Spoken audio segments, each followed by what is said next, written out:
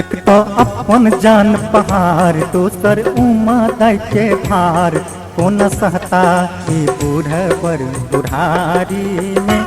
एक तो अपन जान पहाड़ दोसर उमा दै के भार कोन सहता ई बूढ़वर बुढ़ारी में। एक तो अपन जान पहाड़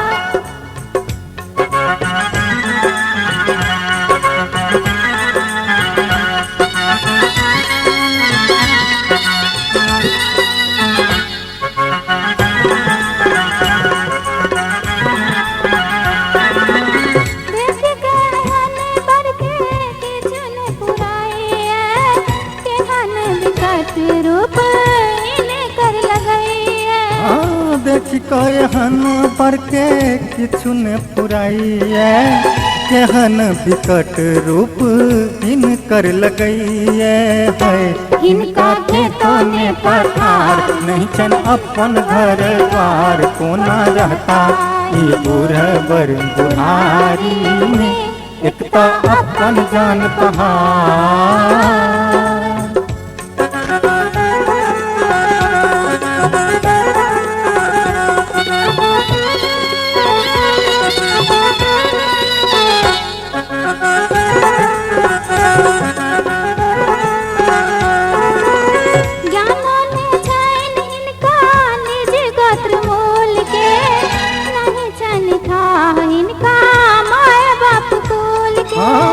जानो ने छैन हिनका निज गोत्र मूल के नहीं छैन था हिनका माय बाप कुल के। भोलानाथ सतनाथ महे गौरी प्राणनाथ कोना रहता ई बूढ़वर बुढ़ारी में।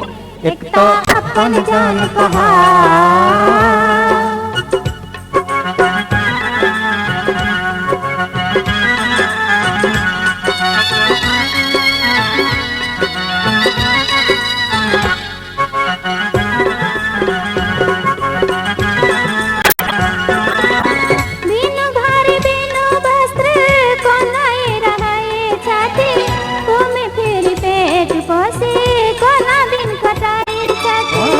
बिनु घर बिनु वस्त्र कोनाई रहे छथि घूमी फिर पेट पोसी कोना दिन कटई छथि है। जिनका अपने हाल के हाल मैले उमा के प्रतिपाल कोना करता ई बूढ़वर बुढ़ारी में। एक तो अपन जान पहाड़